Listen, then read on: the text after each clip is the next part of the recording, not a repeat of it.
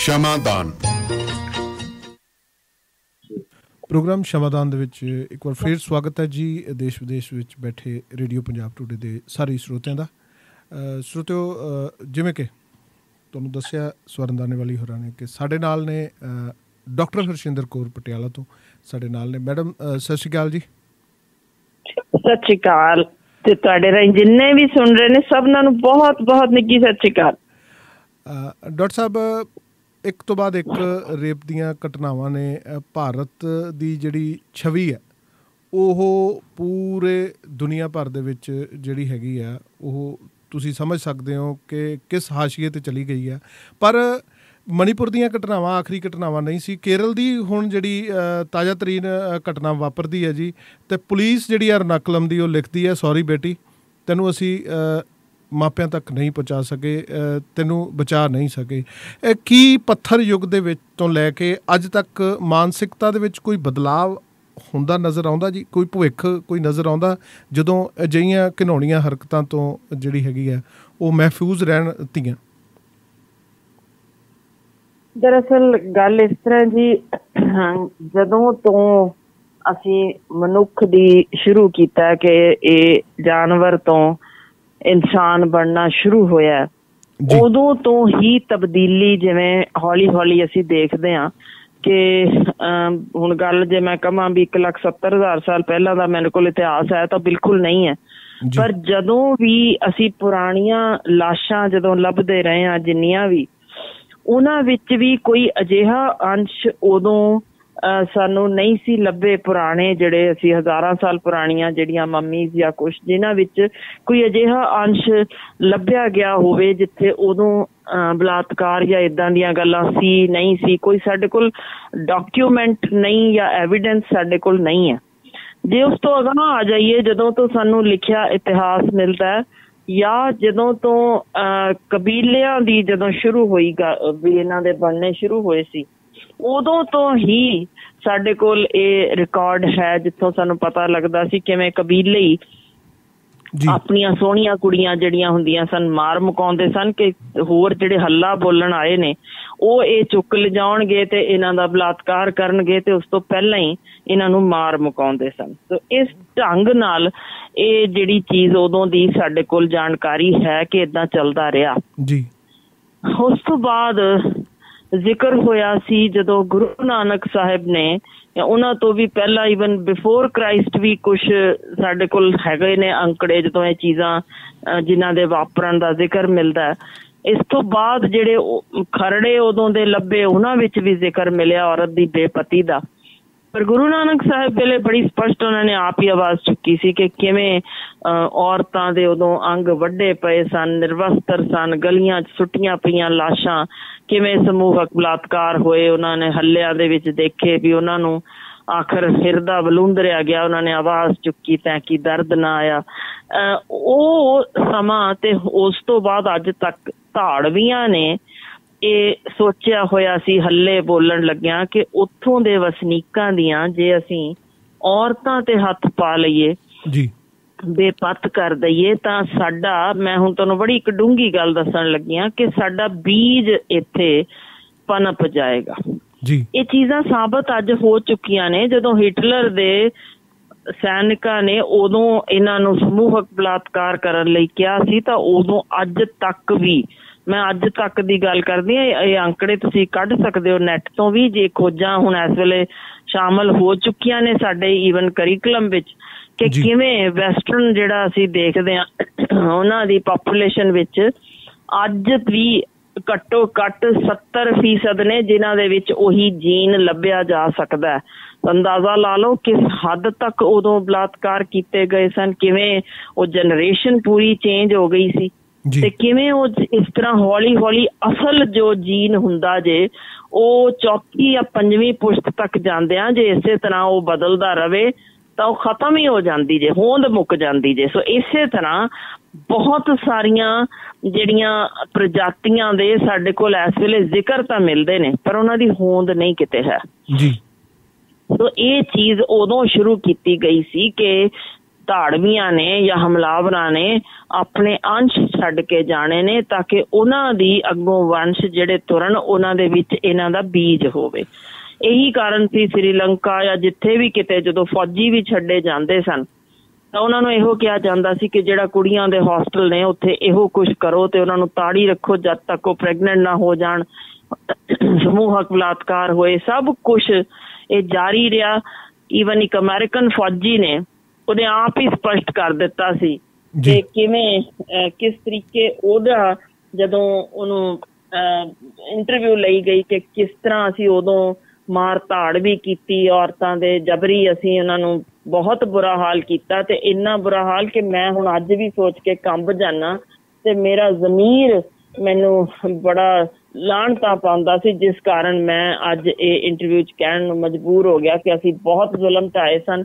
ਗਿਣੀਆਂ ਵੀ ਨਹੀਂ ਜਾ ਸਕਦੀਆਂ ਜਿੰਨਾ ਔਰਤਾਂ ਤੇ ਅਸੀਂ ਉਦੋਂ ਜ਼ੁਲਮ ਕੀਤਾ, ਜਿਨ੍ਹਾਂ ਦਾ ਬਲਾਤਕਾਰ ਕੀਤਾ, ਜਿਨ੍ਹਾਂ ਨੂੰ ਅਸੀਂ ਯਾਨੀ ਜੋ ਉਹਨੇ ਬੋਲਿਆ ਮੈਂ ਤਾਂ ਬੋਲ ਵੀ ਨਹੀਂ ਸਕਦੀ ਕਿਸ ਹੱਦ ਤੱਕ ਉਹ ਲੈ ਗਏ ਸਨ।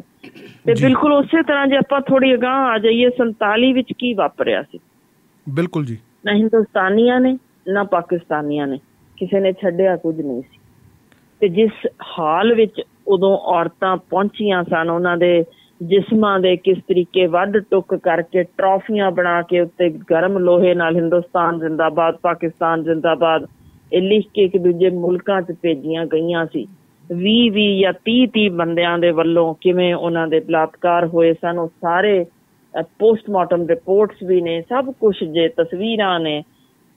ਉਹੀ ਕੁਛ ਕਦੇ ਰੁਕਿਆ ਨਹੀਂ। ਤੁਸੀਂ ਦੰਗੇ ਭਾਵੇਂ ਗੁਜਰਾਤ ਦੇ ਲੈ ਲਓ ਜਾਂ ਨਿੱਕੀ ਤੋਂ ਨਿੱਕੀ ਵੀ ਜੇ ਕਿਤੇ ਤੁਸੀਂ ਕਹਿ ਲਓ ਕਿ ਨਾ ਸਿਰਫ ਧਾਰਮਿਕ, ਸਮਾਜਿਕ, ਊਚ ਨੀਚ, ਜਾਤ ਪਾਤ ਕਿਸੇ ਹੀ ਤਰ੍ਹਾਂ ਦਾ ਕੁਛ ਵੀ ਹੋਵੇ, ਅਖੀਰ ਨਿਬੜਦਾ ਕਿੱਥੇ ਜੇ? ਨਿਬੜਦਾ ਉੱਥੇ ਹੈ ਜੀ ਕਿ ਇਹਨਾਂ ਦਾ ਔਰਤਾਂ ਦਾ ਕਰ ਦਿਓ ਬਸ। ਉਹ ਸਿਰਫ ਬਲਾਤਕਾਰ ਤੇ ਹੀ ਗੱਲ ਨਿਬੜਦੀ ਜੇ ਕਿ ਇਹਨਾਂ ਦਾ ਬਲਾਤਕਾਰ ਕਰੋ, ਉਹਨਾਂ ਦਾ ਸਿਰ ਨੀਵਾਂ ਕਰੋ, ਸ਼ਰਮਿੰਦਗੀ ਚੋਂ ਮਰ ਜਾਣ। ਇਸ ਤੋਂ ਅਗਾਂਹ ਕਿਤੇ ਸੋਚ ਤੁਰੀ ਨਹੀਂ। ਯਾਨੀ ਆਪਣਾ ਆਪ ਉੱਚਾ ਚੁੱਕਣਾ ਨਹੀਂ, ਦੂਜੇ ਨੂੰ ਨੀਵਾਂ ਦਿਖਾਉਣ ਲਈ ਉਸਦੀ ਔਰਤ ਤੇ ਹੱਥ ਚੁੱਕਣਾ, ਇਹ ਅਸੀਂ ਇੱਕ ਆਮ ਵਰਤਾਰਾ ਗਿਣ ਸਕਦੇ ਹਾਂ। 84 ਦੇ ਵਿੱਚ ਜੀ ਮੇਰਾ ਖਿਆਲ ਹੈ, ਮੇਰੇ ਤੋਂ ਵੱਧ ਤੁਸੀਂ ਕਿਉਂਕਿ ਮੀਡੀਆ 'ਚ ਉਸ ਤੋਂ ਮੇਰੇ ਤੋਂ ਵੱਧ ਚੀਜ਼ਾਂ ਬਾਰੇ ਜਾਣਦੇ ਹੋਵੋਗੇ ਜੀ, ਕਿਸ ਹਾਲ ਤੇ ਉਦੋਂ ਛਾਲਾਂ ਵੀ ਮਾਰੀਆਂ ਸਨ ਬੇਟੀਆਂ ਨੇ, ਕਿਵੇਂ ਮਰੀਆਂ ਹੋਈਆਂ ਦਾ ਵੀ ਉਦੋਂ ਬਲਾਤਕਾਰ ਕੀਤਾ ਗਿਆ। ਪਰ ਵੱਡੀ ਗੱਲ ਇਹ ਕਰਨ ਵਾਲੇ ਕੌਣ ਸਨ? ਬਹੁਤ ਸਾਰੇ ਥਾਈਂ ਤਾਂ ਉਹੀ ਜਿਹੜੇ ਆਂਢੀ ਗੁਆਂਢੀ ਜਿਨ੍ਹਾਂ ਨੂੰ ਭੜਕਾ ਦਿੱਤਾ ਗਿਆ ਸੀ, ਜਾਂ ਫਿਰ ਉਹ ਹੇੜ ਸਵਾਲ ਉੱਠਦਾ ਜੇ ਉਹ ਕਿਹਨਾਂ ਵੱਲੋਂ ਭੇਜੀ ਸੀ। ਬਿਲਕੁਲ ਜੀ, ਇਹ ਜਿਹੜੀ ਮਾਨਸਿਕਤਾ ਪੱਥਰ ਯੁੱਗ ਤੋਂ ਹੁਣ ਤੱਕ ਕਹਿਣ ਤੋਂ ਭਾਵ ਕਿ ਇਹ ਪੀੜ੍ਹੀ ਦਰ ਪੀੜ੍ਹੀ ਅੱਗੇ ਤਾਂ ਵੱਧ ਰਹੀ ਹੈ ਜੀ। ਪਰ ਡਾਕਟਰ ਸਾਹਿਬ ਇੱਕ ਚੀਜ਼ ਦੇਖਣ ਦੇ ਵਿੱਚ ਆਉਂਦੀ ਹੈ ਕਿ ਜਿਹੜੇ ਕਾਨੂੰਨ ਨੇ ਦੁਨੀਆ ਭਰ ਦੇ ਵਿੱਚ, ਉਹ ਉੱਥੇ ਭਾਰਤ ਦੇ ਕਾਨੂੰਨ ਜਿਹੜੇ ਹੈਗੇ ਆ ਉਹ ਔਰਤ ਦੀ ਰੱਖਿਆ ਕਰਨ 'ਚ ਜਾਂ ਜੁਡੀਸ਼ਰੀ ਜਿਹੜੀ ਹੈਗੀ ਆ ਉਹ ਕਿਸ ਤਰ੍ਹਾਂ ਦਾ ਰੋਲ ਨਿਭਾਉਂਦੀ ਨਜ਼ਰ ਆਉਂਦੀ ਹੈ ਤੁਹਾਨੂੰ? ਦੇਖੋ, ਜੇ ਆਪਾਂ ਭਾਰਤ ਦੇ ਹੀ ਅੰਕੜੇ ਲੈ ਲਈਏ ਤਾਂ ਸਾਡੇ ਇਸ ਵੇਲੇ ਜੋ ਵਿਸ਼ਵ ਪੱਧਰ ਤੇ ਜੋ UN ਦੇ ਵਿੱਚ ਦਰਜ ਨੇ ਉਹਨਾਂ ਅਨੁਸਾਰ ਬਲਾਤਕਾਰ ਕਰਨ ਵਾਲੇ ਜਿੰਨੇ ਵੀ ਫੜੇ ਗਏ ਨੇ ਜੀ, ਜਿੰਨਿਆਂ ਨੂੰ ਸਜ਼ਾ ਹੋਈ ਆ, ਉਹਨਾਂ ਸਾਰਿਆਂ ਦਾ ਨਿਚੋੜ ਜੇ ਕੱਢ ਦਈਏ ਤਾਂ 0.1%, ਸਿਰਫ 0.1% ਯਾਨੀ 0.1% ਨੇ ਜਿਨ੍ਹਾਂ ਦੇ ਸਜ਼ਾਵਾਂ ਹੋਈਆਂ।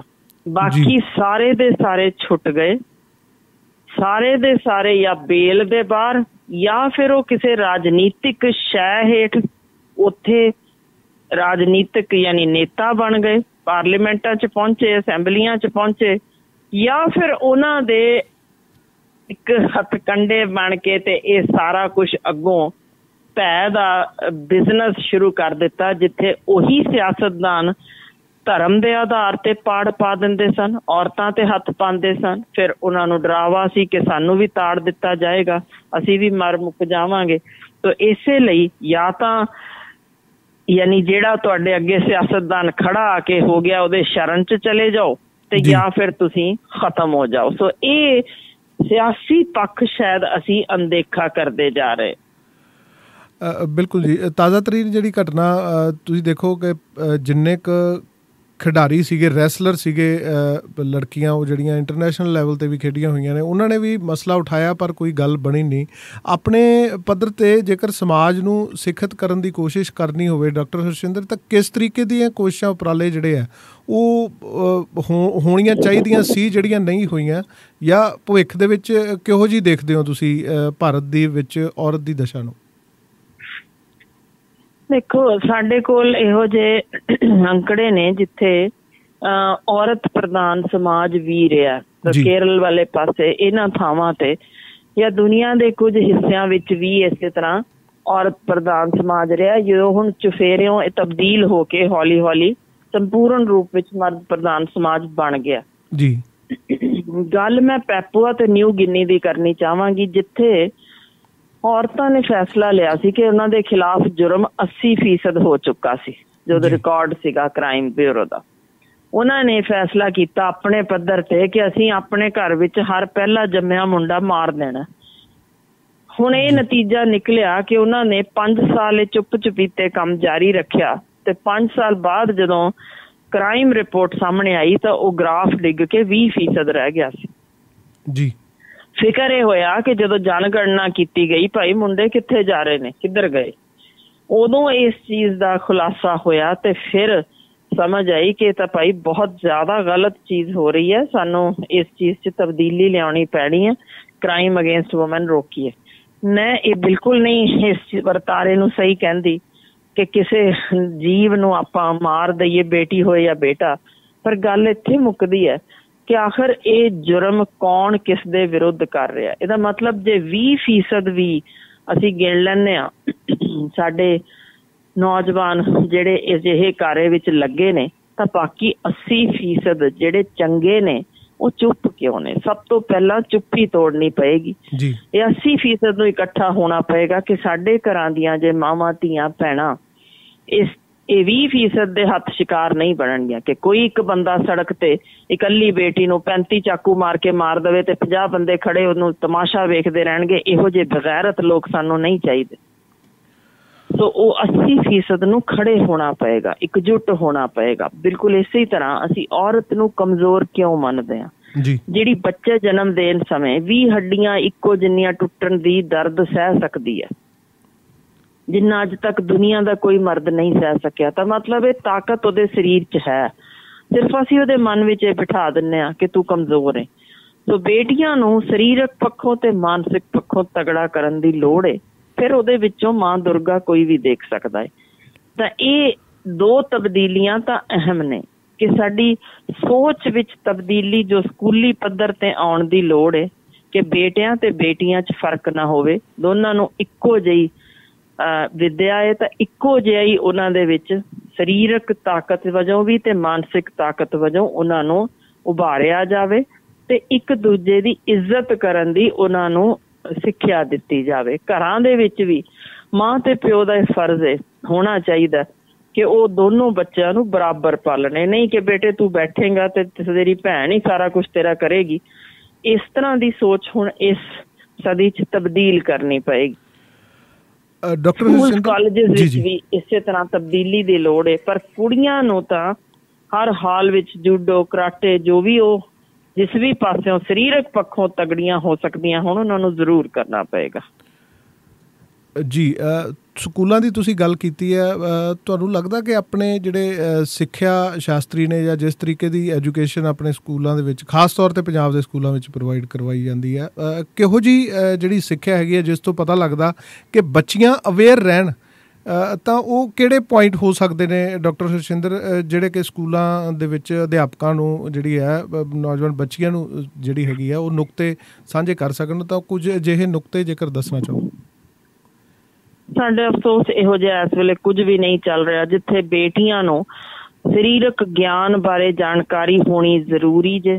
ਉਹਨਾਂ ਨੂੰ ਪਤਾ ਹੋਣਾ ਚਾਹੀਦਾ ਕਿ ਮੈਂ ਕਿਸ ਤਰੀਕੇ ਆਪਣੇ ਆਪ ਦਾ ਬਚਾਅ ਕਰਨਾ, ਕੀ ਚੰਗੀ ਛੋਹ ਕੀ ਮਾੜੀ ਛੋਹ ਹੁੰਦੀ ਹੈ, ਕਿਸ ਨੂੰ ਰਿਪੋਰਟ ਬੈਕ ਕਰਨਾ।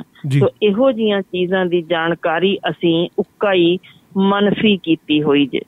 ਜਦੋਂ ਗੱਲ ਆਉਂਦੀ ਜੇ ਸਰੀਰਕ ਗਿਆਨ ਦੀ ਕਿ ਤੁਹਾਨੂੰ ਮਾਹਵਾਰੀ ਆਉਣੀ ਹੈ, ਕਿਸ ਤਰੀਕੇ ਤੁਸੀਂ ਸਫਾਈ ਰੱਖਣੀ ਹੈ, ਇਹ ਜਾਣਕਾਰੀ ਦੇਣ ਤੋਂ ਵੀ ਅਸੀਂ ਚੀਕਾਂ ਮਾਰਨ ਲੱਗ ਜਾਂਦੇ ਹਾਂ ਜਿਵੇਂ ਖਰੇ ਅਸੀਂ ਉਹਨਾਂ ਨੂੰ ਯਾਨੀ ਇੱਕ ਫਿਜ਼ੀਕਲ ਰਿਲੇਸ਼ਨ ਦੀ ਹੀ ਖਰੇ ਅਸੀਂ ਉਹਨਾਂ ਨੂੰ ਸਮਝਾਉਣ ਲੱਗੇ ਹਾਂ। ਤੇ ਦੂਜੇ ਪਾਸੇ ਇਹਦਾ ਜਵਾਬ ਕੌਣ ਦੇਏਗਾ ਕਿ 7ਵੀਂ ਜਮਾਤ ਦਾ ਮੁੰਡਾ ਫੜਿਆ ਗਿਆ ਬਲਾਤਕਾਰ ਕਰਨ ਦੀ ਕੋਸ਼ਿਸ਼ ਇੱਕ ਤੀਸਰੀ ਜਮਾਤ ਦੀ ਬੇਟੀ ਨਾਲ, ਉਹਨੂੰ ਕਿਸ ਨੇ ਸਿਖਾਇਆ ਸੀ? ਸਕੂਲਾਂ 'ਚ ਤਾਂ ਨਹੀਂ ਸੀ ਸਿਖਾਇਆ ਗਿਆ। ਇਹਦਾ ਮਤਲਬ ਇਹ ਜਾਣਕਾਰੀ ਸਭ ਕੁਛ ਹੈ, ਪਰ ਅਸੀਂ ਰੋਕ ਕਿਸ ਨੂੰ ਰਹੇ ਹਾਂ? ਸਿਰਫ ਬੇਟੀਆਂ ਨੂੰ, ਕਿ ਉਹਨਾਂ ਨੂੰ ਜਾਣਕਾਰੀ ਨਾ ਹੋਏ। ਕਿਉਂ? ਇਸ ਕਾਰਨ ਕਿ 8 ਵਰਿਆਂ ਦੀ ਬਾਲੜੀ ਨੂੰ ਫਿਰ ਇਹ ਹਬਸ਼ੀਆਂ ਵਾਂਗ ਇੱਕ ਧਾਰਮਿਕ ਥਾਂ ਤੇ ਜਾ ਕੇ ਬਲਾਤਕਾਰ ਕਰਕੇ ਉਹਨੂੰ ਵੱਢ ਟੁੱਕ ਕੇ ਹੱਡੀਆਂ ਤੋੜ ਕੇ ਮਾਰ ਮੁਕਾਉਣ। ਯਾਨੀ ਉਹਨਾਂ ਨੂੰ ਜਾਣਕਾਰੀ ਦੇਣ ਤੋਂ ਕਿਉਂ ਇਹ ਘਬਰਾਉਂਦੇ ਨੇ ਕਿ ਬੇਟੀਆਂ ਨੂੰ ਆਪਣੇ ਸਰੀਰ ਦੀ ਜਾਣਕਾਰੀ ਹੋਣੀ ਚਾਹੀਦੀ ਹੈ। ਕਿਉਂ ਇੱਧਰੋਂ ਉੱਧਰੋਂ ਗਲਤੀ ਰਾਹੀਂ ਵੀ ਕਰੇ ਵੀ ਤੇ ਫਿਰ ਉੱਧਰੋਂ ਸਿੱਖੇ? ਕਿਉਂ ਨਾ ਉਹਨੂੰ ਸਾਰੀ ਚੀਜ਼ ਦੀ ਪਹਿਲਾਂ ਆਪਣੇ ਸਰੀਰ ਬਾਰੇ ਜਾਣਕਾਰੀ ਹੋਵੇ। ਸੋ ਇਹ ਚੀਜ਼ਾਂ ਦੀ ਲਾਜ਼ਮੀ ਹੋਣੀ ਚਾਹੀਦੀ। ਦੂਸਰੀ ਚੀਜ਼ ਜਿਹੜਾ ਅਸੀਂ ਇਸ ਵੇਲੇ ਵਿਤਕਰਾ ਪਾ ਕੇ ਰੱਖਦੇ ਹਾਂ ਕਿ ਆਹ ਬੈਂਚ ਇੱਧਰ ਕੁੜੀਆਂ ਦੇ ਨੇ, ਇੱਧਰ ਮੁੰਡਿਆਂ ਦੇ ਨੇ, ਖਬਰਦਾਰੇ ਨੇ ਇੱਧਰ ਦੇਖਿਆ, ਖਬਰਦਾਰ ਉਹ ਕੀਤਾ। ਮੈਂ ਇੱਕ ਨਿੱਕੀ ਜਿਹੀ ਐਗਜ਼ਾਮਪਲ ਦਿੰਦੀ ਹਾਂ ਕਿ ਤੁਸੀਂ ਕਮਰੇ 'ਚ ਜਾਣਾ ਹੋਏ, ਤੁਹਾਨੂੰ ਕਿਹਾ ਜਾਏ ਆ ਬੰਦ ਡੱਬੀ ਆ, ਇਹਦੇ ਵੱਲ ਬਿਲਕੁਲ ਨਹੀਂ ਦੇਖਣਾ, ਬਾਕੀ ਸਾਰਾ ਕਮਰਾ ਘੋਖ ਲਵੋ। ਮੈਂ ਦਾਅਵੇ ਨਾਲ ਕਹਿ ਸਕਦੀ ਹਾਂ ਸਾਰਾ ਕਮਰਾ ਤਾਂ ਛੱਡੋ, ਤੁਸੀਂ ਉਸ ਡੱਬੀ ਤੋਂ ਪਰੇ ਹੀ ਨਹੀਂ ਅੱਖ ਕਰੋਗੇ ਕਿ ਇਹਦੇ 'ਚ ਕੀ ਐਸੀ ਚੀਜ਼ ਹੈ ਜਿਹੜੀ ਮੈਂ ਨਹੀਂ ਦੇਖ ਸਕਦਾ। ਧਿਆਨ ਕੇਂਦਰਿਤ ਹੀ ਉੱਥੇ ਹੋ ਜਾਂਦਾ। ਬਿਲਕੁਲ ਇਹੋ ਕੁਛ ਅਸੀਂ ਕਰ ਦਿੱਤਾ ਕਿ ਉਹ ਵਿਤਕਰਾ ਪਾ ਕੇ ਇਸ ਹੱਦ ਤੱਕ ਅਸੀਂ ਉਹਨਾਂ ਦੇ ਪਾੜ ਵਧਾ ਦਿੱਤਾ ਕਿ ਉਹ ਇੱਕ ਦੂਜੇ ਪ੍ਰਤੀ ਨੋਰਮਲ ਭਾਵਨਾ ਨਹੀਂ ਰੱਖਣ ਲਏ। ਉਹ ਸਿਰਫ ਇੱਕ ਦੂਜੇ ਨੂੰ ਖੋਹ ਲੈਣ ਦੀ, ਪਾ ਲੈਣ ਦੀ, ਉਹਨੂੰ ਹਾਸਲ ਕਰ ਲੈਣ ਦੀ, ਇਸ ਤਰੀਕੇ ਦੀ ਸੋਚ ਨਾਲ ਉਹ ਵੱਡੇ ਹੋ ਰਹੇ ਨੇ। ਤੁਸੀਂ ਸਵਿਟਜ਼ਰਲੈਂਡ ਜਾ ਕੇ ਦੇਖੋ, ਨਾਰਵੇ ਜਾ ਕੇ ਦੇਖੋ, ਉਹ ਤੇ ਨਿੱਕੇ ਨਿੱਕੇ ਬਾਲੜੇ ਜਿਹੜੇ ਬਾਲੜੀਆਂ ਨੂੰ ਵੀ, ਜੇ ਤੁਸੀਂ ਪਹਿਲੀ ਜਮਾਤ ਦੀਆਂ ਵੀ ਦੂਜੀ ਦੀਆਂ ਵੀ, ਉਹਨਾਂ ਨੂੰ ਔਰ ਸਵਿਮਿੰਗ ਲਈ ਇਕੱਠੇ ਸੁੱਟ ਦਿੰਦੇ ਨੇ ਮੁੰਡੇ ਕੁੜੀਆਂ ਨੂੰ, ਜਾਓ ਚਲੋ ਕਰੋ। ਯਾਨੀ ਉਹ ਇੱਕ ਤਰ੍ਹਾਂ ਦੀ ਖਿੱਚ, ਉਹ ਖੋ, ਉਹ ਚੀਜ਼ਾਂ ਖਤਮ ਹੋ ਜਾਂਦੀਆਂ ਨੇ ਕਿ ਦੂਜੇ ਪ੍ਰਤੀ ਮੈਂ ਕੀ ਜਾਣਕਾਰੀ ਲੈਣੀ ਹੈ, ਕੀ ਮੈਨੂੰ ਪਤਾ ਹੋਣਾ ਚਾਹੀਦਾ। ਇਹ ਨਿੱਕੀਆਂ ਨਿੱਕੀਆਂ ਚੀਜ਼ਾਂ ਤੇ ਸਾਨੂੰ ਗੌਰ ਕਰਨ ਦੀ ਲੋੜ ਹੈ ਕਿ ਇਹ ਸਾਰੀਆਂ ਚੀਜ਼ਾਂ ਦੇ ਨਾਲ ਜਿੱਥੇ ਇੱਕ ਦੂਜੇ ਨੂੰ ਹਊਆ ਨਾ ਬਣਾ ਕੇ ਵੀ ਪਰਾਂ ਹੋਰ ਲੁਕਾ ਕੇ ਰੱਖੋ ਹੋਰ ਦੀ ਥਾਂ ਤੇ ਸਗੋਂ ਇੱਕ ਦੂਜੇ ਨਾਲ ਗੱਲ ਕਰਨ ਦੀ ਖੁੱਲ੍ਹ ਹੋਏ, ਨੋਰਮਲ ਤਰੀਕੇ ਉਹ ਵਿਚਰਨ। ਨਾ ਕਿ ਅਸੀਂ ਜੀ ਬੈਂਚ ਤੇ ਇੱਕ ਮੁੰਡਾ ਤੇ ਕੁੜੀ ਬੈਠੇ ਤੇ ਅਸੀਂ ਸਿਰਫ ਇਹੀ ਸੋਚਾਂਗੇ ਉਹ ਸਰੀਰਕ ਸੰਬੰਧ ਹੀ ਬਣਾਉਣ ਲਈ ਬੈਠੇ ਨੇ, ਡਾਂਗਾ ਮਾਰਾਂਗੇ, ਮਾਰ ਮੁਕਾਵਾਂਗੇ। ਇਹੋ ਜਿਹੀ ਸੋਚ ਵਿੱਚ ਤਬਦੀਲੀ ਲਿਆਉਣੀ ਬਹੁਤ ਇਸ ਵੇਲੇ ਲੋੜ ਹੈ। ਆਪਾਂ ਆਖਰ 21ਵੀਂ ਸਦੀ ਚ ਤੇ ਜਿਹੜੇ ਚਾਹੁੰਦੇ ਨੇ ਨਹੀਂ ਕਰਨਾ, ਉਹਨਾਂ ਨੂੰ ਕੋਈ ਸਵਾਲ ਤਾਂ ਪੁੱਛਣ ਵਾਲਾ ਹੋਏ, ਭਾਈ ਏਸੀ ਚ ਕਿਉਂ ਬੈਠੇ ਹੋ? ਜਾਓ ਵਾਪਸ 16ਵੀਂ ਸਦੀ ਚ। ਕਿਉਂ ਕਾਰਾਂ ਵਰਤਦੇ ਰਹੇ ਹੋ? ਘੋੜੇ ਵਰਤੋ, ਗੱਡੇ ਵਰਤੋ, ਕਿਉਂ ਇਹ ਚੀਜ਼ਾਂ ਲੈ ਰਹੇ ਹੋ? ਯਾਨੀ ਸਹੂਲਤਾਂ ਲਈ ਤੁਹਾਨੂੰ ਸਭ ਕੁਛ ਚਾਹੀਦਾ, ਤੁਹਾਨੂੰ ਆਈਫੋਨ ਚਾਹੀਦੇ ਨੇ, ਸਭ ਕੁਛ ਚਾਹੀਦੇ ਨੇ, ਪਰ ਜਦੋਂ ਕੁੜੀ ਦੇ ਆਜ਼ਾਦੀ ਤੇ ਗੱਲ ਹੋਏ ਤੁਹਾਨੂੰ ਉਹੀ ਬੰਦਸ਼ਾਂ ਚਾਹੀਦੀਆਂ ਨੇ 16ਵੀਂ ਸਦੀ ਦੀਆਂ। ਇਹ ਚੀਜ਼ਾਂ ਵਿੱਚ ਸੋਚ ਵਿੱਚ ਤਬਦੀਲੀ ਲਿਆਉਣ ਦੀ ਲੋੜ ਹੈ। ਬਿਲਕੁਲ ਡਾਕਟਰ ਸੁਸ਼ਿੰਦਰ, ਮੈਂ ਜਦੋਂ 10th ਕੀਤੀ ਹੈ, ਮੇਰੀ 40-42 ਸਾਲ ਦੀ ਏਜ ਹੋਏਗੀ ਜੀ, ਅਤੇ ਮੈਂ ਰੀਪਰੋਡਕਸ਼ਨ ਜਿਹੜਾ ਹੈਗਾ ਸਾਨੂੰ ਸਕੂਲਾਂ ਦੇ ਵਿੱਚ ਪੜ੍ਹਾਉਂਦੇ ਹੀ ਨਹੀਂ ਸੀ ਟੀਚਰ। ਹੁਣ ਵੀ ਮੈਂ ਦੇਖਿਆ ਕਿ ਮੇਰੇ ਬੱਚੇ ਜਦੋਂ ਦੇਖਦੇ ਆ 8th 9th ਦੇ ਵਿੱਚ ਨੇ ਜੀ, ਤਾਂ ਰੀਪਰੋਡਕਸ਼ਨ ਚੈਪਟਰ ਜਿਹੜਾ ਹੈਗਾ ਉਹ ਸਿਰਫ ਟਿੱਕਾ ਟਿੱਪਣੀ ਨਾਲ ਥੋੜ੍ਹੀ ਬਹੁਤ ਉਸ ਨਾਲ ਕਰਕੇ ਜਿਹੜਾ ਹੈਗਾ ਅੱਗੇ ਤੋਰ ਦਿੱਤਾ ਜਾਂਦਾ। ਉਸ ਬਾਰੇ ਕੋਈ ਡੂੰਘਾ ਗਿਆਨ ਜਿਹੜਾ ਹੈਗਾ ਜਾਂ ਜਿੰਨਾ ਕੁ ਚਾਹੀਦਾ ਹੁੰਦਾ ਨੌਲੇਜ ਉਨੀ ਨਹੀਂ ਦਿੱਤੀ ਜਾਂਦੀ। ਤਾਂ ਕੀ ਕਹੋਗੇ ਕਿ ਆਉਣ ਵਾਲੇ ਟਾਈਮ 'ਚ ਇੰਡੀਆ ਦੇ ਵਿੱਚ ਸੈਕਸ ਐਜੂਕੇਸ਼ਨ ਲਈ ਜਾਂ ਓਪੋਜ਼ਿਟ ਸੈਕਸ ਐਜੂਕੇਸ਼ਨ ਲਈ ਇਹ ਬੱਚੇ ਬੱਚੀਆਂ ਕਦੋਂ ਤੱਕ ਫਿਰ ਇਹ ਇੰਨੀ ਦੂਰੀ ਬਣਾ ਕੇ ਰੱਖਣਗੇ? ਕਿਉਂ ਨਹੀਂ ਇਹਨਾਂ ਨੂੰ ਸਿੱਖਿਅਤ ਕਰਨ ਦੀ ਲੋੜ ਸਮਝੀ ਜਾਂਦੀ? ਕੀ ਕਹਿਣਾ ਚਾਹੋਗੇ ਇਸ 'ਤੇ? ਦੇਖੋ, ਸੱਚ ਜਾਣਨਾ ਚਾਹੁੰਦੇ ਹੋ ਤੇ ਮੈਨੂੰ ਅਜੇ ਤੱਕ ਕਿਸੇ ਪਾਸਿਓਂ ਕੋਈ ਉਮੀਦ ਦਿਸਦੀ ਨਹੀਂ। ਅਗਾਂਹ ਵਧੂ ਔਰਤ ਜੇ ਕੋਈ ਕੋਸ਼ਿਸ਼ ਵੀ ਕਰਦੀ ਜੇ ਨਾ, ਉਹਦੀ ਟ੍ਰੇਲਿੰਗ ਕਰਕੇ ਜੋ ਤੁਸੀਂ ਹਾਲ ਵੇਖ ਲਓ ਕਿ ਕਿਸ ਬੇਹੂਦਗੀ ਨਾਲ ਉਹਦੀ ਫੋਲੋ ਕਰਕੇ ਕਿਵੇਂ ਉਹਨੂੰ ਟਵਿੱਟਰ ਤੇ ਕਿਸ ਤਰੀਕੇ ਭੰਡਿਆ ਜਾਂਦਾ ਹੈ, ਇਹਦੇ 'ਚ ਕੋਈ ਲੁਕਾ ਨਹੀਂ ਹੈ ਜੀ। ਮੈਂ ਇੱਥੋਂ ਤੱਕ ਦੇ ਸ਼ਬਦ ਵੀ ਪੜ੍ਹੇ ਨੇ ਕਿ ਇਹਨੂੰ ਪੁੱਛ ਲਓ ਇਹਦਾ ਰੇਟ ਕਿੰਨਾ ਹੈ, ਤੇ ਪੁੱਛਣ ਵਾਲਾ ਉਹ ਸੀ ਜਿਹੜਾ ਬੱਚਾ ਅਜੇ ਮੁੱਛ ਫੁੱਟ ਸੀ 18 ਵਰਿਆਂ ਦਾ, ਤੇ ਜਿਸ ਔਰਤ ਬਾਰੇ ਉਹ ਲਿਖ ਰਿਹਾ ਸੀ ਉਹ ਔਰਤ ਉਹਦੀ ਘੱਟੋ ਘੱਟ 35 ਵਰਿਆਂ ਦੀ ਹੋਏਗੀ। ਯਾਨੀ ਮੈਂ ਦੱਸਣਾ ਇਹ ਚਾਹੁੰਦੀ ਹਾਂ ਕਿ ਸਾਡਾ ਹੀ ਇਤਿਹਾਸ ਸੀ ਨਾ ਇਹ ਗੌਰਵਮਈ, ਜਿੱਥੇ ਇੱਕ 18 ਵਰਿਆਂ ਦਾ ਆਜ਼ਾਦੀ ਲਈ ਸੋਚ ਲੈ ਕੇ ਵਾਪਸ ਤੁਰ ਆਇਆ ਸੀ ਆਪਣੇ ਮੁਲਕ ਵਿੱਚ। ਯਾਨੀ ਇਹ ਉਹੀ ਮੁਲਕ ਹੈ, ਕਈ ਵਾਰ ਤਾਂ ਯਕੀਨ ਜਿਹਾ ਨਹੀਂ ਹੁੰਦਾ ਕਿ ਉਸੇ ਮੁਲਕ ਵਿੱਚ ਅਸੀਂ ਅਜਿਹੇ ਬਲਾਤਕਾਰੀਏ ਪੈਦਾ ਕਰ ਰਿਹਾ, ਜਾਂ ਇਸ ਸੋਚ ਨਾਲ ਕਿ ਔਰਤ ਉਹਨਾਂ ਲਈ ਇੱਕ ਸ਼ੈ ਹੈ, ਸਿਰਫ ਉਹਨਾਂ ਚੋਂ ਮਾਂ ਕਦੇ ਨਹੀਂ ਦਿਸਦੀ, ਭੈਣ ਕਦੇ ਨਹੀਂ ਦਿਸਦੀ, ਸਿਰਫ ਇਸ ਤਰੀਕੇ ਦੀ ਗੰਦੀ ਸੋਚ ਨਾਲ ਜੇ ਜਾ ਰਹੇ ਨੇ, ਵੱਧ ਰਹੇ ਨੇ, ਤਾਂ ਜ਼ਿੰਮੇਵਾਰ ਤੁਸੀਂ, ਮੈਂ, ਅਸੀਂ ਸਾਰਾ ਸਮਾਜ ਆ। ਸਾਨੂੰ ਸਮਝ ਹੀ ਨਹੀਂ ਆਈ ਕਿ ਕਿਹੜੀ ਥਾਂ ਤੇ ਅਸੀਂ ਤਬਦੀਲੀ ਲਿਆਉਣੀ ਸੀ। ਕਿਉਂ ਅਸੀਂ ਇਸ ਸੋਚ ਨਾਲ ਹੱਲਾਸ਼ੇਰੀ ਦਿੰਨੇ ਆਪਣੇ ਪੁੱਤਰ ਨੂੰ, ਚੱਲ ਬਈ ਕਿੰਨੀਆਂ ਗਰਲਫ੍ਰੈਂਡਸ ਨੇ, ਸ਼ਾਬਾਸ਼ ਏ। ਤੇ ਦੂਜੇ ਪਾਸੇ ਅਸੀਂ ਚਾਹੁੰਦੇ ਹਾਂ ਕਿ ਸਾਡਾ ਪੁੱਤਰ ਜਦੋਂ ਵਿਆਹਿਆ ਜਾਵੇ ਤੇ ਇੱਕ ਵਰਜਨ ਕੁੜੀ ਨਾਲ ਵਿਆਹਿਆ ਜਾਵੇ। ਯਾਨੀ ਇਹ ਸੋਚ ਕਿਸ ਦੀ ਹੈ? ਸਾਡੀ ਹੋਈ ਹੈ ਨਾ, ਅਸੀਂ ਹੋਈ ਇਸ ਤਰੀਕੇ ਦੀ ਸੋਚ ਹੈ ਕਿ ਜੇ ਕੁੜੀ ਕਿਸੇ ਦੇ ਨਾਲ ਗੱਲ ਕਰਨਾ ਚਾਹੇ ਤਾਂ ਅਸੀਂ ਬਦਚਲਨ ਤੱਕ ਬੋਲ ਦਿੰਦੇ ਹਾਂ, ਜਾਂ ਆਪਣੀ ਮਰਜ਼ੀ ਨਾਲ ਕਰਨਾ ਚਾਹੇ ਤਾਂ ਗੋਲੀਆਂ ਨਾਲ ਉਡਾ ਦਿੰਦੇ ਹਾਂ। ਕਿ ਕੁੜੀ ਨੂੰ ਤਾਂ ਅਸੀਂ ਇੱਕ ਉਹਦੇ ਉੱਤੇ ਠੋਸਣਾ ਸ਼ੁਰੂ ਕਰ ਦਿੱਤਾ ਹੈ ਕਿ ਸਿਰਫ ਸਾਡੇ ਹਿਸਾਬ ਨਾਲ ਤੁਰੇਗੀ। ਇੱਕ ਯਾਨੀ ਉਹਨੂੰ ਹਿਊਮਨ ਬੀਇੰਗ ਹੋਣ ਦਾ ਅਸੀਂ ਅਜੇ ਤੱਕ ਦਰਜਾ ਦਿੱਤਾ ਨਹੀਂ। ਬਿਲਕੁਲ ਜੀ। ਸਾਡੇ ਨਾਲ ਇੱਕ ਕਾਲਰ ਨੇ ਡਾਕਟਰ ਹਰਸ਼ਿੰਦਰ, ਉਹਨਾਂ ਨੂੰ ਲੈ ਲਈਏ। ਹੈਲੋ ਜੀ। ਹਾਂਜੀ, ਮੈਂ ਜਗਵੇਲ ਸਿੰਘ ਖਾਲਸਾ ਬੋਲ ਰਿਹਾ। ਖਾਲਸਾ ਜੀ, ਗੁਰਫਤਿਹ ਜੀ। ਵਾਹਿਗੁਰੂ ਜੀ ਕਾ ਖਾਲਸਾ, ਫਤਿਹ ਜੀ, ਫਤਿਹ। ਡਾਕਟਰ ਹਰਸ਼ਿੰਦਰ ਨਾਲ ਨੇ ਜੀ। ਕੌਮ ਦਾ ਮਾਣ ਡਾਕਟਰ ਹਰਸ਼ਿੰਦਰ ਕੌਰ ਹੋਣੀ ਅੱਜ ਰੇਡੀਓ ਤੇ ਆਏ ਆ, ਅਸੀਂ ਕੱਲ ਦਾ ਕੇ ਸੁਣੇ ਆ। ਇਹਨਾਂ ਕੋਲ ਗਿਆਨ ਦਾ ਭਰਪੂਰ ਖਜ਼ਾਨਾ ਹੈ। ਨਾ ਤਾਂ ਪਹਿਲੀ ਸਰਕਾਰ ਨੇ, ਬਾਦਲ ਸਰਕਾਰ ਦੇ ਵਿੱਚ ਇੱਕ ਵਾਰੀ ਕੋਸ਼ਿਸ਼ ਹੋਈ ਸੀ ਤੇ ਮੁੜ ਕੇ ਉਹ ਸ਼ਾਇਦ ਉਹਨਾਂ ਨੂੰ ਇਹਨਾਂ ਦੀਆਂ ਗੱਲਾਂ ਜੇ ਕਿ ਉਹ ਚੰਗੇ ਕੰਮ ਦੇ ਨਾਲ ਜਾਣਾ ਹੀ ਨਹੀਂ ਨਾ ਕੁਛ। ਡਾਕਟਰ ਸਾਹਿਬ ਦੱਸ ਰਹੇ ਨੇ ਜਿੰਨਾ ਪਰਉਪਕਾਰ ਇਹ ਕਰ ਰਹੇ ਹੈ, ਇਹ ਕੋਈ ਗੱਲ ਲੁਕੀ ਛਿਪੀ ਨਹੀਂ ਹੈ ਜੀ। ਅਸੀਂ ਤਾਂ, ਮੈਂ ਅੱਗੇ ਕਹਿੰਦਾ ਸੀ ਵੀ ਬੜੀ ਜਦੋਂ ਰੇਡੀਓ ਤੇ ਆਏ ਨਹੀਂ ਤੇ ਇਹਨਾਂ ਨੂੰ ਸੁਣਨ ਦਾ ਮੌਕਾ, ਇਹਨਾਂ ਦੇ ਉਹ ਕਿਤੇ ਵੀ ਕੋਈ ਚੈਨਲ ਚੱਕ ਲਓ, ਕੋਈ ਆਪਣਾ ਇੰਟਰਨੈਟ ਖੋਲ ਲਓ ਤੇ ਉੱਥੋਂ ਜਾਣ। ਇਹਦਾ ਕੋਈ ਭਰਪੂਰ ਜਿਹੜਾ ਗਿਆਨ ਹੈ, ਅਸੀਂ ਇਹਦਾ ਫਾਇਦਾ ਉਠਾ ਰਹੇ ਹਾਂ। ਔਰ ਪਾਤਸ਼ਾਹ ਇਹਨਾਂ ਨੂੰ ਲੰਮੀ ਉਮਰ ਦੇਵੇ ਔਰ ਸੇਵਾ ਕਰਨ ਦਾ ਮੌਕਾ ਮਿਲੇ, ਕਿਉਂਕਿ ਸਾਰਾ ਖਾਨਦਾਨ ਹੀ ਇਹਨਾਂ ਦੇ ਜਿਹੜੇ ਹਸਬੈਂਡ ਨੇ ਉਹ ਵੀ ਲਾਜਵਾਬ ਕੰਮ ਜਿਹੜਾ ਕੀਤਾ ਉਹਨਾਂ ਨੇ, ਔਰ ਇਹ ਵੀ ਕਰ ਰਹੇ ਆ। ਇਹਨਾਂ ਦਾ ਬਹੁਤ ਬਹੁਤ ਧੰਨਵਾਦ ਖਾਲਸਾ ਜੀ। ਅਮਰੀਕਾ ਦੇ ਵਿੱਚ ਬੈਠੇ ਹੋ ਪਰ ਸਾਡੇ ਨਾਲ ਰੇਡੀਓ ਪੰਜਾਬ ਟੂਡੇ ਤੇ ਸਾਂਝ ਪਾ ਲੈਂਦੇ ਹੋ। ਡਾਕਟਰ ਹਰਸ਼ਿੰਦਰ ਬਿਲਕੁਲ ਜੀ ਸਾਡੇ ਕੌਮ ਦਾ ਮਾਣ ਨੇ, ਦੇਸ਼ ਦਾ ਮਾਣ ਨੇ। ਡਾਕਟਰ ਸਾਹਿਬ, ਬਾਹਰ ਦਾ ਕਲਚਰ ਜਿਹੜਾ ਹੈਗਾ ਅਤੇ ਆਪਣਾ ਕਲਚਰ ਆ, ਅਸੀਂ ਭੁੱਲਦੇ ਜਾ ਰਹੇ ਹਾਂ। ਤੁਸੀਂ ਗੱਲ ਕੀਤੀ ਸੀਗੀ ਕਿ 16 ਸਾਲ ਦਾ 17 ਸਾਲ ਦਾ ਨੌਜਵਾਨ ਆਜ਼ਾਦੀ ਲਈ ਅੱਗੇ ਆਉਂਦਾ ਹੈਗਾ, ਆਪਣੀ ਜਾਨ ਦਿੰਦਾ ਹੈਗਾ। ਘਰਾਂ ਦੇ ਵਿੱਚ ਵੀ ਜਿਹੜਾ ਹੈਗਾ ਬੱਚਿਆਂ ਨੂੰ ਸਿੱਖਿਆ ਦਾ ਪਾਠ ਜ਼ਰੂਰ ਪੜ੍ਹਾਉਣਾ ਚਾਹੀਦਾ ਹੈ। ਬੜੀ ਸੋਹਣੀ ਗੱਲ ਤੁਸੀਂ ਆਪਦੇ ਨੁਕਤਿਆਂ ਦੇ ਵਿੱਚ ਦੱਸੀ। ਤਾਂ ਪਿੱਛੇ ਜੇ ਪੰਜਾਬ ਦੇ ਵਿੱਚ ਹੀ ਮਾਂ ਦਾ ਬਲਾਤਕਾਰ ਹੋ ਜਾਂਦਾ ਤਾਂ ਇਹੋ ਜਿਹੇ ਪੰਜਾਬੀਆਂ ਲਈ ਆਉਣ ਵਾਲਾ ਸਮਾਂ ਕਿਹੋ ਜਿਹੀ ਸੇਧ ਲੈ ਕੇ ਆਊਗਾ? ਕਿਹੋ ਜਿਹਾ ਤੁਸੀਂ ਸੋਚਦੇ ਹੋ ਕਿ ਸਰਕਾਰਾਂ ਜਾਂ ਬੁੱਧੀਜੀਵੀ ਵਰਗ ਜਿਹੜਾ ਹੈਗਾ ਕਿਸ ਤਰੀਕੇ ਨਾਲ ਨੌਜਵਾਨਾਂ ਦੀ ਜਾਂ ਪੰਜਾਬੀਆਂ ਦੀ ਮਾਨਸਿਕਤਾ ਨੂੰ ਕੁਰਾਹੇ ਪੈ ਰਹੀ ਆ, ਉਹਨੂੰ ਬਚਾ ਸਕਦਾ? ਕੀ ਕਹਿਣਾ ਚਾਹੋਗੇ? ਪਹਿਲਾਂ ਤਾਂ ਖਾਲਸਾ ਜੀ ਦਾ ਬਹੁਤ ਧੰਨਵਾਦ। ਬੜੇ ਚਿਰਾਂ ਬਾਅਦ ਇਹਨਾਂ ਦੀ ਆਵਾਜ਼ ਸੁਣੀ। ਦਰਅਸਲ ਲਾਈਵ ਸ਼ੋਜ਼ ਦੇ ਵਿੱਚ ਹੀ ਗੱਲ ਹੋ ਜਾਂਦੀ ਹੈ, ਹੁਣ ਬਹੁਤੇ ਰਿਕਾਰਡਡ ਹੁੰਦੇ ਨੇ। ਜਿਵੇਂ ਜਿਵੇਂ ਸੀਨੀਅਰ ਹੋਈ ਜਾਓ ਉਸੇ ਤਰ੍ਹਾਂ ਸਾਡੀਆਂ ਜ਼ਿੰਮੇਵਾਰੀਆਂ ਵੱਧ ਜਾਂਦੀਆਂ ਨੇ। ਲਾਈਵ ਸ਼ੋਜ਼ ਲਈ ਔਖਾ ਹੋ ਜਾਂਦਾ, ਪਰ ਮੈਂ ਰੇਡੀਓ ਪੰਜਾਬ ਦੀ ਬਹੁਤ ਧੰਨਵਾਦੀ ਹਾਂ। ਇਹ ਫਿਰ ਦੁਬਾਰਾ ਅਸੀਂ ਸ਼ੁਰੂ ਕੀਤਾ ਹੈ ਜਿਹੜਾ। ਗੱਲ ਇਹ ਹੈ ਭਾਜੀ, ਮੈਂ ਦੋ ਚੀਜ਼ਾਂ ਤੁਹਾਡੇ ਨਾਲ ਜ਼ਰੂਰ ਸਪਸ਼ਟ ਕਰਨਾ ਚਾਹਾਂਗੀ ਜੀ। ਪੰਜਾਬ ਅੰਦਰ ਮੇਰੀ ਕੁਛ ਸੋਚ ਕਹਿ ਲਓ ਭਾਵੇਂ ਅਜੀਬ ਜੇ ਬਾਕੀਆਂ ਨਾਲੋਂ, ਕਿ ਕਿੰਨੀ ਵੀ ਨਿਵਾਣ ਵੱਲ ਗਏ ਹੋ, ਮਾਨਸਿਕ ਨਿਤਾਣਾਪਨ ਹੋਏ, ਮੈਨੂੰ ਜਾਪਦਾ ਹੈ ਕਿ ਜੇ ਕੁਛ ਚੜ੍ਹਦੀ ਕਲਾ ਵਾਲੀ ਗੱਲ ਰੱਖੀਏ, ਕੋਈ ਉਮੀਦ ਰੱਖੀਏ ਤਾਂ ਤਬਦੀਲੀ ਆ ਸਕਦੀ ਹੁੰਦੀ ਹੈ ਜੀ। ਬਿਲਕੁਲ। ਭਾਵੇਂ ਅੱਜ ਦੇ ਮਾਹੌਲ ਵਿੱਚ ਦੇਖ ਕੇ ਬਹੁਤ ਨਮੋਸ਼ੀ ਹੁੰਦੀ, ਜੇ ਸੱਚ ਜਾਣਿਓ ਕਈ ਵਾਰ ਆਪਣੇ ਆਪ ਨੂੰ ਵਾਪਸ ਨੋਰਮਲ ਲੀਹਾਂ ਤੇ ਚੜਾਉਂਦਿਆਂ ਵੀ ਚਿਰ ਲੱਗ ਜਾਂਦਾ, ਕਿਉਂਕਿ ਕੁਛ ਆਰ ਲੱਭਣਾ ਹੁੰਦਾ। ਜਿਵੇਂ ਕਹਿੰਦੇ ਨੇ ਡੁੱਬਦੇ ਨੂੰ ਤਿਨਕੇ ਦਾ ਸਹਾਰਾ। ਇਹ ਖਬਰਾਂ ਵਾਕਈ ਸ਼ਰਮਸਾਰ ਕਰਨ ਵਾਲੀਆਂ ਨੇ ਕਿ ਨਸ਼ੇ ਨੇ ਜਿਸ ਹੱਦ ਤੱਕ ਪੰਜਾਬੀਆਂ ਨੂੰ ਗਾਲ ਸੁੱਟਿਆ।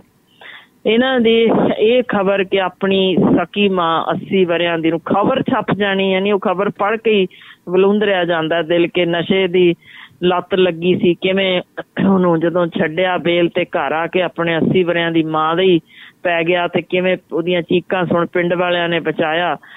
ਇਹੋ ਜਿਹੀਆਂ ਖਬਰਾਂ। ਤੇ ਦੂਜੇ ਪਾਸੇ ਇੱਕ ਪ੍ਰਵਾਸੀ ਮਜ਼ਦੂਰ ਨੇ ਕਿਵੇਂ 2 ਮਹੀਨਿਆਂ ਦੀ ਬਾਲੜੀ, ਮੈਨੂੰ ਤੇ ਗੱਲ ਹੀ ਸਮਝ ਨਹੀਂ ਆਈ ਪੜ੍ਹ ਕੇ ਵੀ ਇਹ ਆਖਰ ਕਰ ਕੀ ਰਹੇ ਆ, ਕਿਸ ਹੱਦ ਤੇ ਜਾ ਰਹੇ ਆ, ਕਿ ਉਹਦਾ ਬਲਾਤਕਾਰ ਕਰਨ ਦੀ ਕੋਸ਼ਿਸ਼ ਕੀਤੀ, ਉਹਦੀ ਮਾਂ ਆ ਗਈ, ਚੀਕਾਂ ਸੁਣ ਕੇ ਉਹਨੇ ਬਚਾਇਆ। ਇਹ ਤਾਂ ਹਵਸ ਦੇ ਪੁਜਾਰੀ ਪੈਦਾ ਕਰ ਰਹੇ ਆ। ਅਸੀਂ ਆਪਣੀ ਸੋਚ ਸੀਮਤ ਕਰ ਦਿੱਤੀ ਦੂਜੇ ਨੂੰ ਮਿੱਧ ਕੇ ਅਗਾਂਹ ਲੰਘਣ ਦੀ। ਪੰਜਾਬੀ ਸਨ ਜੱਫੀ ਪਾ ਕੇ ਇੱਕ ਦੂਜੇ ਦਾ ਸਾਥ ਬਣਨ ਵਾਲੇ। ਇਹਨਾਂ ਨੇ ਵਿਤਕਰਾ ਨਹੀਂ ਕੀਤਾ ਊਚ ਨੀਚ, ਜਾਤ ਪਾਤ ਦਾ, ਕਿਸੇ ਵੀ ਹੋਰ ਧਰਮ ਦਾ। ਬਾਹਾਂ ਖਿਲਾਰ ਕੇ ਸਭ ਨੂੰ ਨਾਲ ਲਿਆ, ਸਭ ਨੂੰ ਨਾਲ ਲੈ ਕੇ ਤੁਰੇ। ਅੱਜ ਦੀ ਜੋ ਸਾਡੀ ਸਕੂਲੀ ਪੜ੍ਹਾਈ ਹੈ ਉਹ ਸਿਰਫ ਪਹਿਲਾ ਨੰਬਰ ਪਾਣਾ ਜੇ, ਦੂਜੇ ਨੂੰ ਮਿੱਧ ਕੇ ਖਤਮ ਕਰਕੇ ਸਿਰਫ ਇਕੱਲਾ ਦਿਸਣਾ ਚਾਹੀਦਾ। ਇਸ ਸੋਚ ਨੇ ਬਰਬਾਦ ਕਰ ਦਿੱਤਾ ਪੰਜਾਬੀਆਂ ਨੂੰ। ਜਿੱਥੇ ਇਹ 5 ਬੰਦੇ 5 ਪਿਆਰੇ ਬਣ ਕੇ ਤੇ 1.25 ਲੱਖ ਬਣ ਕੇ ਜਿੱਥੇ ਉੱਭਰਦਾ ਸੀ, ਉੱਥੇ ਹੁਣ ਅੱਜ ਇੱਕ ਇਕੱਲਾ, ਤੇ ਉਹ ਵੀ ਇਸ ਹਾਲ ਤੇ ਤਿਆਰ ਕਰਦੇ ਆ ਜਿੱਥੇ ਸਾਡੇ ਸਾਹਮਣੇ ਐਗਜ਼ਾਮਪਲਸ ਨੇ ਕਿ ਉਹ ਜਦੋਂ ਸ਼ੁਰੂ ਤੋਂ ਪਾਲਿਆ ਹੀ ਇਸ ਤਰੀਕੇ ਗਿਆ ਸਭ ਨੂੰ ਮਿੱਝ ਕੇ ਜਾਣਾ, ਤਾਂ ਫਿਰ ਉਹ ਅਖੀਰੀ ਜਦੋਂ ਖੂਹ ਕਿਸੇ ਲਈ ਪੁੱਟਦੇ ਆ ਨਾ ਉਹਦੇ ਚ ਆਪ ਹੀ ਡਿੱਗੀਦਾ ਤੇ ਉਹ ਲੱਤ ਮਾਰ ਕੇ ਆਪਣੇ ਮਾਪਿਆਂ ਨੂੰ ਬਾਹਰ ਕਰ ਦਿੰਦਾ।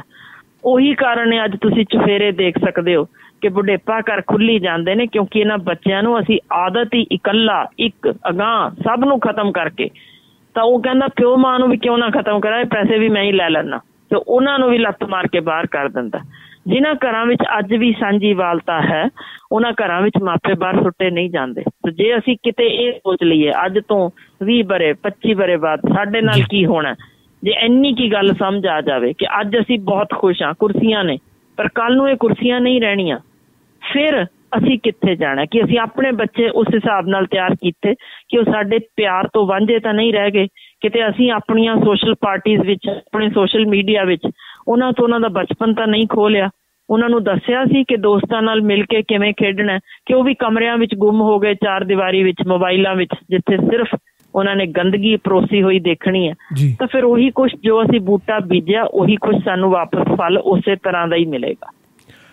ਡਾਕਟਰ ਹਰਸ਼ਿੰਦਰ, ਜਾਂਦੇ ਜਾਂਦੇ ਇੱਕ ਸਵਾਲ ਜਿਹੜਾ ਬਹੁਤ ਜ਼ਰੂਰੀ ਜਿਹੜਾ ਮੇਰੇ ਜ਼ਿਹਨ ਦੇ ਵਿੱਚ ਆ, ਮੈਂ ਆਪਣੇ ਬੱਚਿਆਂ ਦੇ ਪੱਖ ਤੋਂ ਪੁੱਛ ਰਿਹਾ ਕਿ ਸੋਸ਼ਲ ਮੀਡੀਆ ਕਿੰਨੀ ਕੁ ਕਿਰਦਾਰਕੁਸ਼ੀ ਕਰਦਾ ਤੇ ਕਿੰਨਾ ਕੁ ਸਮਾਜ ਤੋਂ ਜਿਹੜਾ ਹੈਗਾ ਵਖਰੇਵਾਂ ਲਿਆਉਂਦਾ, ਮਾਈਂਡ ਦੇ ਵਿੱਚ ਕਿੰਨੀ ਕੁ ਜ਼ਹਿਨੀਅਤ ਭਰਦਾ ਇਹ?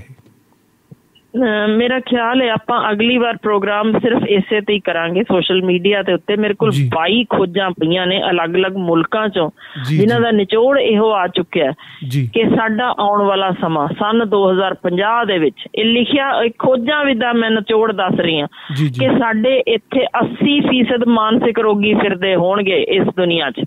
2050 ਆਇਆ ਪਿਆ ਜੇ ਸਿਰ ਤੇ ਜੇ। ਇਹ ਸਪਸ਼ਟ ਲਿਖਿਆ ਗਿਆ ਕਿ ਜਿਸ ਹੱਦ ਨਾਲ ਇਸ ਵੇਲੇ ਹਰ ਸਾਲ 16% ਵਾਧਾ ਹੋ ਰਿਹਾ ਜੇ ਬੱਚਿਆਂ ਵਿੱਚ ADHD, ਆਟਿਜ਼ਮ, ਟਿਕ ਕੇ ਨਾ ਬੈਠਣਾ, ਜ਼ਿੱਦੀ, ਲੜਾਕੇ, ਇਹ ਸਾਰਾ ਕੁਝ, ਸੀਵੀਅਰ ਡਿਪਰੈਸ਼ਨ, ਖੁਦਕੁਸ਼ੀਆਂ, ਇਹ ਸਭ ਇਸੇ ਦਾ ਨਤੀਜਾ ਜੇ। ਇਸੇ ਲਈ ਫਿਕਸ ਕਰ ਦਿੱਤਾ ਗਿਆ ਹੋਇਆ ਕਿ ਸੋਸ਼ਲ ਮੀਡੀਆ 20 ਮਿੰਟ ਤੋਂ ਉੱਪਰ ਕਿਸੇ ਹਾਲ ਵਿੱਚ ਨਹੀਂ। ਇਹ ਬੱਚਿਆਂ ਦੇ 18 ਵਰਿਆਂ ਤੱਕ ਦਾ ਬੜਾ ਸਪਸ਼ਟ ਰੂਲ ਹੈ ਤੇ ਪਹਿਲੇ 5 ਸਾਲ ਬਿਲਕੁਲ ਵੀ ਨਹੀਂ। ਇਹ ਚੀਜ਼ਾਂ ਬਿਲਕੁਲ ਕਲੀਅਰ ਕੱਟ ਬੋਰਡ ਵਿੱਚ ਲਿਖੀਆਂ ਆ ਚੁੱਕੀਆਂ ਨੇ, ਪਰ ਅਫਸੋਸ ਸਾਡੇ ਵਿੱਚੋਂ ਕਿਸ ਨੇ ਇਹ ਚੀਜ਼ਾਂ ਅਗਾਂਹ ਤੋਰਨੀਆਂ ਨੇ? ਜੇ ਮਾਂ ਹੀ ਆਪ ਬੈਠੀ 3 ਘੰਟੇ ਸੋਸ਼ਲ ਮੀਡੀਆ ਤੇ, ਉਹਨੇ ਬੱਚੇ ਤੇ ਕੀ ਲਗਾਮ ਲਾਣੀ ਹੈ?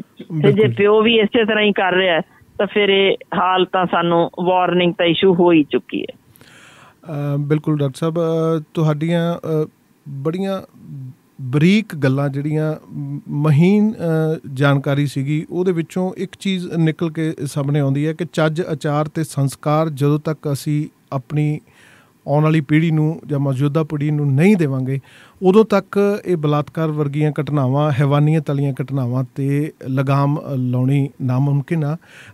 ਉਮੀਦ ਕਰਦੇ ਹਾਂ ਤੁਸੀਂ ਇਸੇ ਤਰ੍ਹਾਂ ਸਾਡੀ ਕੌਮ ਦੀ, ਸਾਡੇ ਸੁਣਨ ਵਾਲਿਆਂ ਦੀ ਸੇਵਾ ਦੇ ਵਿੱਚ ਜ਼ਰੂਰੀ ਨੁਕਤੇ ਸਾਂਝੇ ਕਰਦੇ ਰਹੋਗੇ ਤਾਂ ਜੋ ਉਹ ਸੰਸਕਾਰੀ ਹੋ ਸਕਣ, ਚੱਜ ਆਚਾਰ ਸਿੱਖ ਸਕਣ, ਸਮੇਂ ਦੇ ਹਾਣ ਦੇ ਹੋ ਸਕਣ। Doctor Harshinder, radio Punjab today ਦੀ ਸਮੁੱਚੀ ਟੀਮ ਵੱਲੋਂ ਤੁਹਾਡਾ ਬਹੁਤ ਬਹੁਤ ਧੰਨਵਾਦ ਜੀ। ਬਹੁਤ ਧੰਨਵਾਦ ਜੀ, ਬਹੁਤ ਬਹੁਤ ਮਿਹਰਬਾਨੀ। ਤੇ ਸਾਰੇ ਸੁਣਨ ਵਾਲਿਆਂ ਨੂੰ ਵੀ ਇੱਕ ਵਾਰ ਫਿਰ ਬਹੁਤ ਨਿੱਘੀ ਸਤਿ ਸ਼੍ਰੀ ਅਕਾਲ ਜੀ। ਸਤਿ ਸ਼੍ਰੀ ਅਕਾਲ ਜੀ। ਇਹ ਸਨ ਡਾਕਟਰ ਹਰਸ਼ਿੰਦਰ ਕੌਰ, ਜਿਹੜੇ ਕਿਸੇ ਜਾਣ ਪਛਾਣ ਦਾ ਮੁਹਤਾਜ ਨਹੀਂ। ਅਤੇ ਆਉਣ ਵਾਲੇ ਸਮੇਂ ਦੇ ਵਿੱਚ ਸੋਸ਼ਲ ਮੀਡੀਆ 'ਤੇ ਇਹਨਾਂ ਨਾਲ ਗੱਲ ਬਿਲਕੁਲ ਡਿਟੇਲ ਦੇ ਵਿੱਚ ਗੱਲ ਹੋਏਗੀ। ਤਾਂ ਅੱਜ ਪ੍ਰੋਗਰਾਮ ਸ਼ਮਾਦਾਨ ਦੇ ਵਿੱਚ ਇਸ ਤੋਂ ਬਾਅਦ ਸਮਾਂ ਹੋ ਰਿਹਾ ਤੁਹਾਡੇ ਨਾਲ ਸਾਂਝ ਪਾਉਣ ਦਾ। ਇੱਕ ਵਾਰ ਫਿਰ ਸੀਨੀਅਰ ਪੱਤਰਕਾਰ ਸਵਰਨ ਦਾਨੇਵਾਲੀਆ ਹੋਰਾਂ ਦਾ, ਉਹਨਾਂ ਦੇ ਨਾਲ ਰਹਿਣਗੇ ਇਸ ਸ਼ਮਾਦਾਨ ਦੇ ਭਾਗ ਦੇ ਵਿੱਚ ਸੀਨੀਅਰ ਪੱਤਰਕਾਰ ਬਖਤੌਰ ਸਿੰਘ ਜੀ ਢਿੱਲੋਂ।